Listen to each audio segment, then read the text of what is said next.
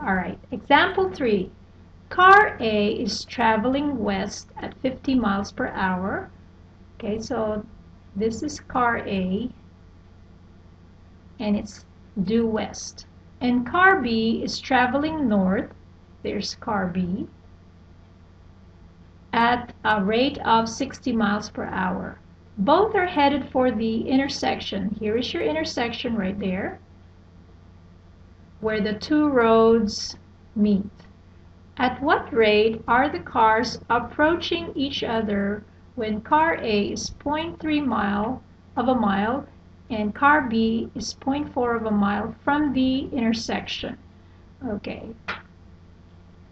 Now, this is how the picture looks like, and again, we've got a right triangle occurring in this situation or in this problem. So let's go ahead and put a right triangle. So that's where car A is and car B is right here. So let X be the distance of car A from the intersection. So let's say there's car A right here. And then let Y be the distance of car B from the intersection. And this is the distance between A and B would be Z. Okay. Now let's look at what's given. It says that car A approaches the intersection because it's heading west. So dx by dt is equal to 50 miles per hour. Now it's heading in the negative direction because the distance from car A to the intersection is decreasing, so it's negative 50 miles per hour. And then same way, dy by dt, again the distance of car B from the intersection is decreasing, so dy by dt is negative 60 miles per hour. Now the problem is, at what rate are the cars approaching each other? So what is the rate at which they're getting closer and closer to each other? So that is now what we are going to look for, is to find dz by dt. In the previous problem with the ladder, the hypotenuse was fixed, but here it's changing in relation to x and y. Okay, so we find dz by dt at the instant when x is 0.3 and when y is 0.4 of a mile from the intersection. Okay, and what is the equation that we will use? Of course, it'll be z squared is equal to x squared plus y squared. We've got our equation now. We differentiate, and every variable changes with time, or are functions of time. So we say the derivative of z squared will be 2z times dz by dt, which is equal to the derivative of x squared is 2x, chain rule, times dx by dt, plus 2y times dy by dt. Okay, everything has, or each expression is a multiple of 2. Divide through by 2, and then divide by z to get the value of, to solve for dz by dt. So dz by dt is now equal to x over z. Remember, we divided every term by z to get rid of the z on the left side, times dx by dt plus y over z times dy by dt. Okay, are we ready to substitute all the given information? Yes, because we've already differentiated. We've got the value for the x, the value for the y. Now we need to solve for z. And then, of course, we can substitute the rates of change, the dx by dt and dy by dt.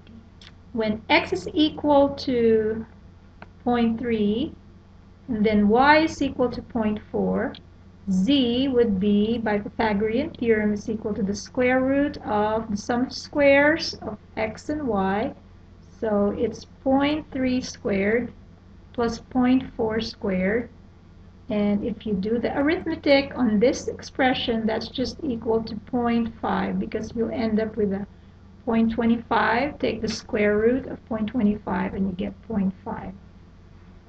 Now everything now is ready to be plugged in. So we have 0.3 over 0.5 times negative 50 miles per hour plus 0.4 over 0.5 times negative 60 miles per hour, and miles per hour plus another miles per hour will give us a miles per hour unit of measure, and this is equal to negative, if we use our calculator and work on plugging everything in, then this is equal to negative 78 miles per hour. Okay, so at what rate are the cars approaching each other when they are 0.3 and 0.4 respectively miles away from the intersection is 78 miles per hour.